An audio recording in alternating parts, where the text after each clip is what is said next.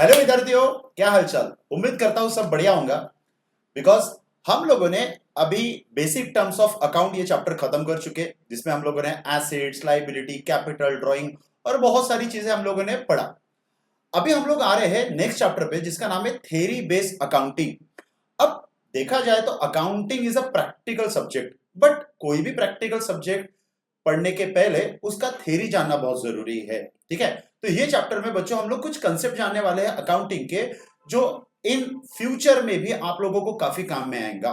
ठीक है, क्योंकि बिना थ्योरी के कोई भी प्रैक्टिकल करना पॉसिबल नहीं होता। तो चलिए, विदाउट वेस्ट ऑफ टाइम आज हमारा टॉपिक शुरू करते हैं। तो जैसा कि बच्चों आप लोग स्क्रीन पे देख रहे हो, आज का जो टॉपिक का नाम है वो है गोइंग कंसर्न। ठीक है, गोइंग कंसर्न। डेफिनेशन से शुरू करते हैं। देखिए क्या लिखा है। It is assume that entity, देखो एक चीज को समझो, बिजनेस को ना कई बार अलग अलग नाम दिया जाता है। बिजनेस को कई बार फर्म बोला जाता है, कई बार एंटिटी बोला जाता है। तो कंफ्यूज मत होना, सबका मीनिंग एक ही है। देखिए, it is assume that entity, entity मतलब यहां पे मीनिंग हो गया एक तरीके का बिजनेस। ठीक है, मैं लिख लेता हूं, एंटिटी मीन्स बिजनेस।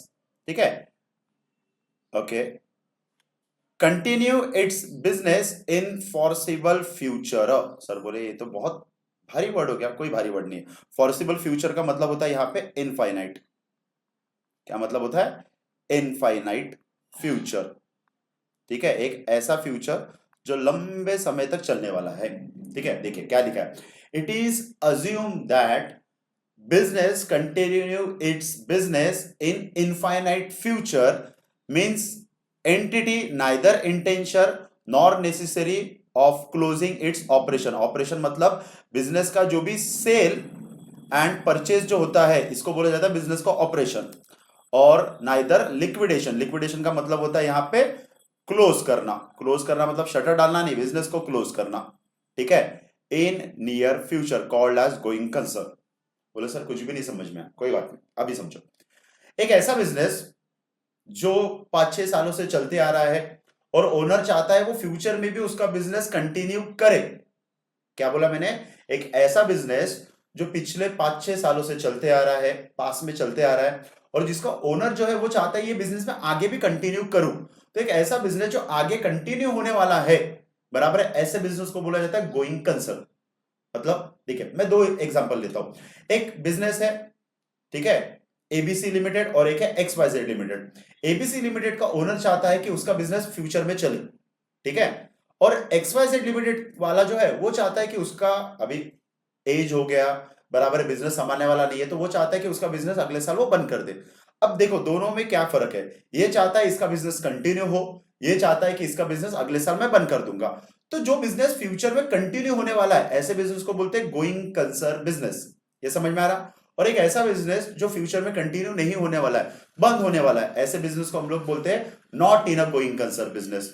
तो कई सारे बिजनेस रहते हैं जो लॉस के वजह से, ओनर का डेथ हो गया, कोई प्रॉब्लम चल रहा है उनके ऊपर, लीगल एक्शन चल रहा है, इसकी वजह से बिजनेस क्लोज करने की नौबत आती है। तो ऐसे बिजनेस को हम लोग बोलेंगे not in a going concern business. और एक ऐसा बिजनेस जो चाहता है कि मेरा बिजनेस आगे बढ़े, अगले साल भी करो, उसके अगले साल भी करो, तो ऐसे बिजनेस को बोला जाएगा गोइंग कंसर्न बिजनेस।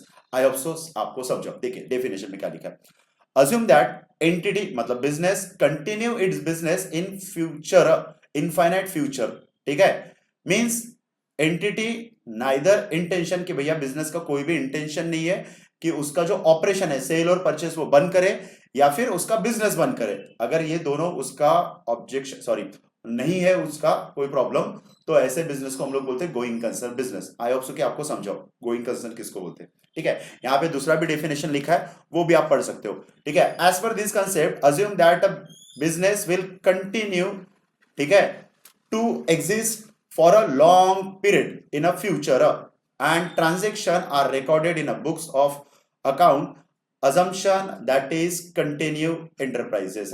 ठीक है, वही चीज लिखा है, कुछ नहीं। तो दो डेफिनेशन है, आप दोनों में से कोई भी लिख सकते हो, सिंपल, बट मीनिंग समझना कोई भी चीज का। ठीक है, ये था गोइंग कंसर्न बिजनेस। अब समझते हैं कंसिस्टेंसी। कंसिस्टेंसी या कंसिस्टेंट का मतलब क्या होता है? सिंपल, कंसिस्टेंट का मतलब होता है कांस्टेंट। ठीक है, चलिए, कांस्टेंट मतलब क्या, कि मान लो किसी बच्चे को, ठीक है, 3 साल का हम लोग एग्जाम्पल लेते। ठीक है, अभी जैसा चल रहा है 2024, पिछला साल था 2023, और उसके पहले था 2022। किसी बच्चे को 22 में 90% आए, 23 में भी 90 परसेंटाइल आए और 24 में भी 90 परसेंटाइल आए। मतलब इसका जो प्रोग्रेस है वो कैसा है, कंसिस्टेंट, ना ऊपर गया ना नीचे आया। ठीक है, तो कंसिस्टेंसी का मतलब क्या होता है, कांस्टेंट। तो सर यहाँ पे कंसिस्टेंसी का मतलब क्या है, चलो देखते हैं।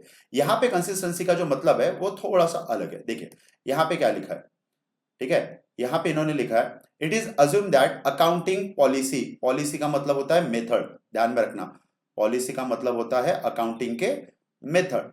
ठीक है, following during the current year are same as previous year.